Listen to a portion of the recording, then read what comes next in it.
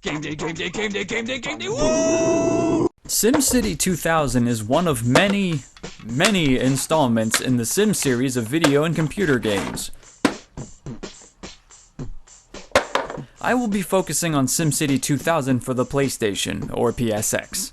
Released in 1996, this game was developed and ported for many different platforms such as the Sega Saturn, the Nintendo 64, the IBM OS2 Warp, and even the Super Nintendo. This city-building simulation game serves as an award-winning successor to the also successful original SimCity. Although, I am kinda worried about what's going on the front of the box. The city pictured here is absolutely fine. Beautiful even. But the alien spacecraft has me on edge.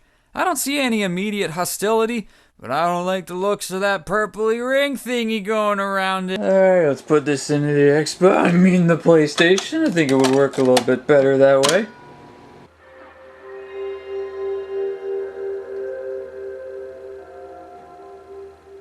I never get tired of that. The game opens with the logo for Maxis, then a cinematic showing some cool land and building development. The title screen loads in and we are given some options for our gaming enjoyment. When you start a new city, you are given the option to name it. I named mine Game Day. As the mayor, you are allowed to permit the construction of almost anything in the city. Roads, railways, power lines, underground pipes, highways, police and fire stations, hospitals, schools, parks, bridges, libraries, museums. Good lord, this list is long!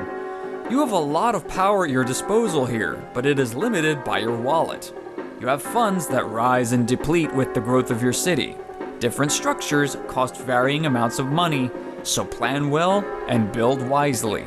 Just like in real life, everyone has needs that must be met to help them thrive.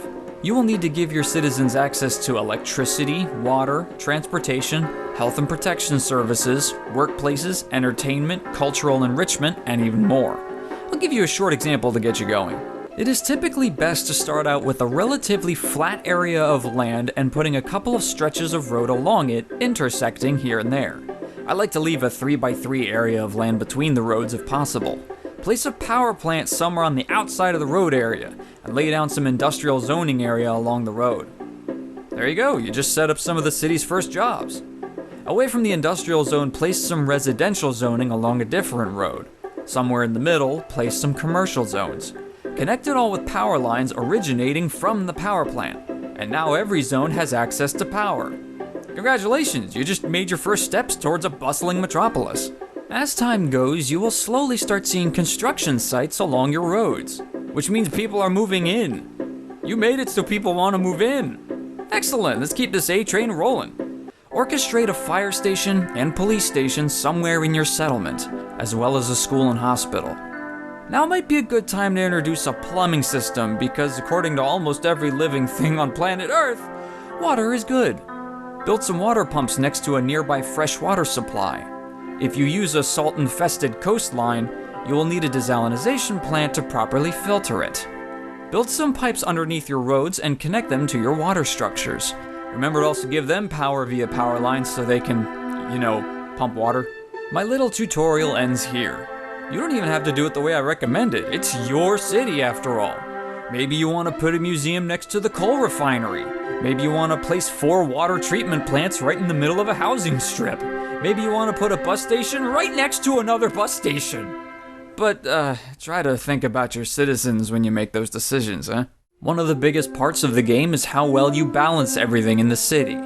Houses, businesses, industries, ordinance structures, taxes, recreational facilities, and everything between must not overshadow the others or they will cause socio-dynamic and economic trouble for you and your city.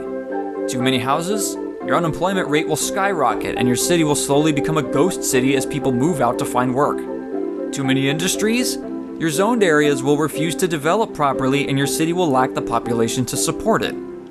Not enough electricity running through the power lines? Rolling brownouts and blackouts will halt most of your construction and take a huge bite out of your yearly income. Taxes too high? Well, what would you do if your taxes were 20%? You might be managing your city poorly. You might be managing your city well. A random tornado might rip through it and cause untold amounts of damage. Just like in real life, there are disasters that can wreak havoc. tornadoes, fires, floods, riots, earthquakes, hurricanes, and even alien invasions. I knew that alien on the cover was up to no good. Wait, this alien looks different from the other one. Never mind, Purple Ringer, you're good. How this game measures your progress is by rewarding you with special buildings that you can construct once your city has reached certain population amounts. The landmark projects include a personal house for you as mayor, a city hall, a statue in your honor, and even arcologies.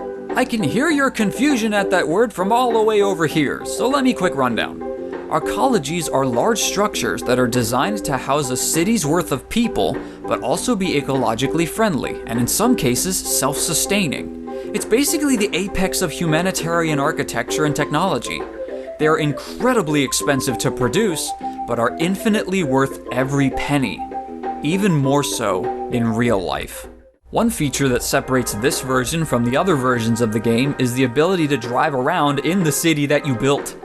The game switches to a three-dimensional first-person view of the streets of your city. The graphics are rather dated due to the nature of the PSX's rendering capabilities, but this was still a welcomed addition at the time of release.